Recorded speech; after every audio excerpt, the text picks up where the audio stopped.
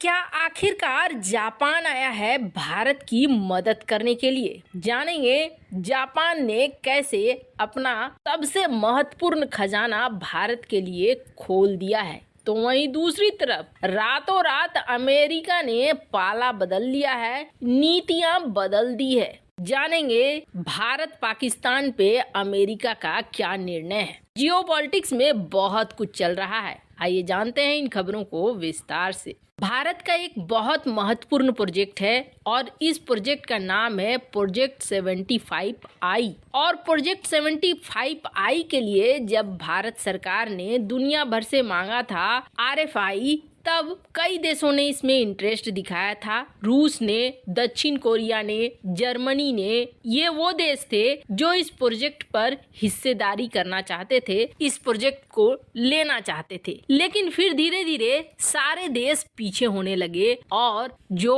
Project के लिए एक डेट निकाली गई थी वो डेट सफल नहीं हो पाई और आखिरकार सब इस प्रोजेक्ट से बाहर हो गए। आखिरकार ऐसा क्या मामला था? रूस ने भी अपना हाथ पीछे कर लिया और कहा कि नहीं, हम इस 43,000 करोड़ के प्रोजेक्ट पर हाथ नहीं लगा सकते हैं। इसके पीछे एक बड़ा कारण है, भारत सरकार को प्रोजेक्ट 75I में बहुत बड़ा बदलाव करना पड़ेगा। फ्रांस ने भी हाथ पीछे कर लिया, जर्मनी ने भी हाथ पीछे कर लिया और अब दोबारा से भारत सरकार द्वारा टेंडर निकाला गया प्रोजेक्ट 75I के लिए। अब ये देश पीछे क्यों हो रहे थे? ये देश पीछे इसलिए हो रहे थे क्योंकि भारत मांग कर रहा था एक ऐसी टेक्नोलॉजी का जो टेक्नोलॉजी बेहद जरूरी है। हालांकि कहते हैं कि ये दुनिया के कुछ ही चुनिंदा देशों के पास है, इसलिए कहा जाता है कि ज्यादातर नेवी के फोर्स में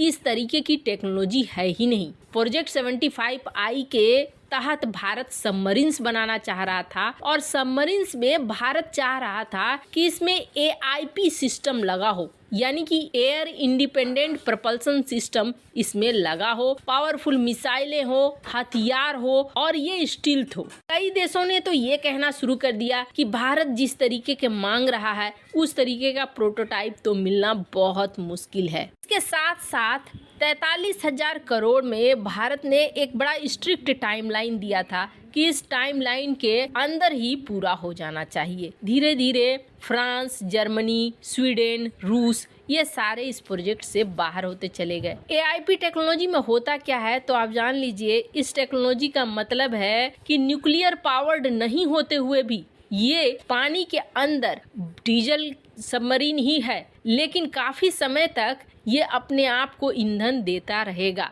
एक ऐसा सिस्टम जिसमें बिना शोरगुल का, न्यूक्लियर टेक्नोलॉजी में तो शोरगुल बहुत ज्यादा होता है, ट्रैक करना इन सबमरीन्स को आसान होता है, लेकिन AIP टेक्नोलॉजी वाले सबमरीन्स को ट्रैक करना आसान नहीं होता है। इससे होता ये है कि इन्हें सतह पर तुरंत आने की जरूरत नहीं पड़े। आखिरकार देशों ने ये देने से टेक्नोलॉजी लगभग मना ही कर दिया, पर भारत खुद के भी AIP टेक्नोलॉजी पर काम कर रहा है, पर अभी तुरंत वो रेडी हुआ नहीं है। ऐसे में भारत को मदद चाहिए और भारत को ये मदद अब देने के लिए कोई और नहीं, कथित तौर पर जापान आ रहा है। पहले जापान के अंदर एक ऐसा कानून था जिसके तहत वो नेवी के सिस्टम या टेक्नोलॉजी किसी दूसरे देश को एक्सपोर्ट नहीं कर सकते थे, बेच नहीं सकते थे। पर अब जापान ने भारत के साथ कई कॉन्ट्रैक्ट करने शुरू कर दिए हैं, जैसे कि भारत को स्टील्थ एंटीना वगैरह दे रहा है जापान। इसके अलावा अब कहा जा रहा है कि 6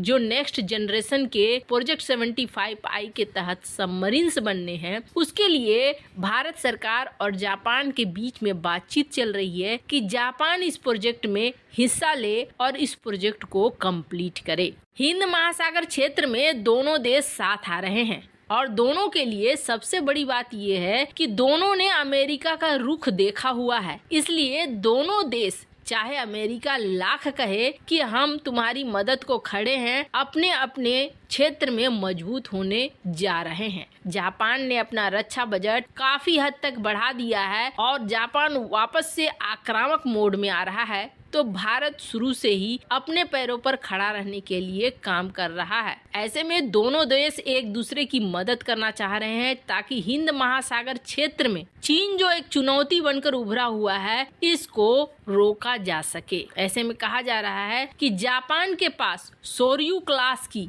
और तेगेई क्लास की सबमरीन्स हैं जिनमें इस तरीके के टेक्निकल चीजें हैं जो भारत को चाहिए। ऐसे में भारत और जापान मिलकर प्रोजेक्ट 75I पर काम कर सकते हैं। खैर, जहां एक तरफ भारत और जापान के बीच ये तगड़ी वाली रणनीति बन रही है तो वहीं दूसरी तरफ क्या अमेरिका पर भरोसा किया जा सकता है?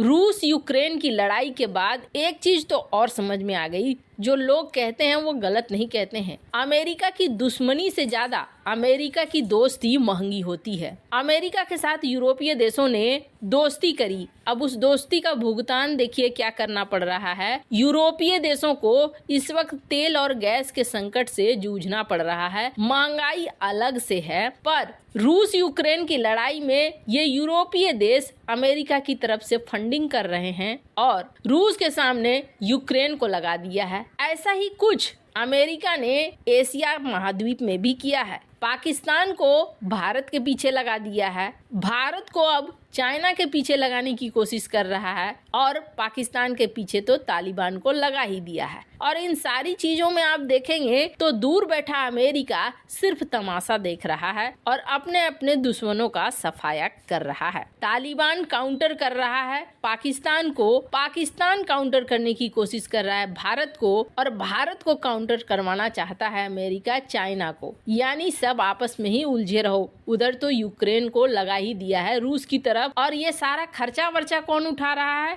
ये सारा खर्चा वर्चा उठा रहा है यूरोपीय देश, मतलब मजे में है अमेरिका। अब अमेरिका की नीति सुनिए। नेट प्राइस जब आए, 1-2 दिन पहले की ही बात है, जो डेली उनका प्रेस ब्रीफ होता है उसमें उन्होंने ये बताया कि मेरे लिए भारत और पाकिस्तान दोनों बराबर हैं, दोनों से हमें रणनीतिक मदद मिलती है, दोनों ही हमारे गहरे वाले मित्र हैं। भारत और पाकिस्तान को एक ही लाइन में खड़ा कर दिया। भारत हमारा ग्लोबल पार्टनर है तो पाकिस्तान हमारा क्षेत्रीय पार्टनर है और ये चीज हम भूल नहीं सकते हैं। हमें हर हाल में दोनों से अपनी दोस्ती बनाए रखनी है। वैसे आपको बता दें, अमेरिकी संसद में ये बात चल रही है कि भारत को 5th जनरेशन के फाइटर जेट के लिए मदद दी जाए, दूसरी तरफ F-16 विमानों के लिए पाकिस्तान को मदद दी जाए।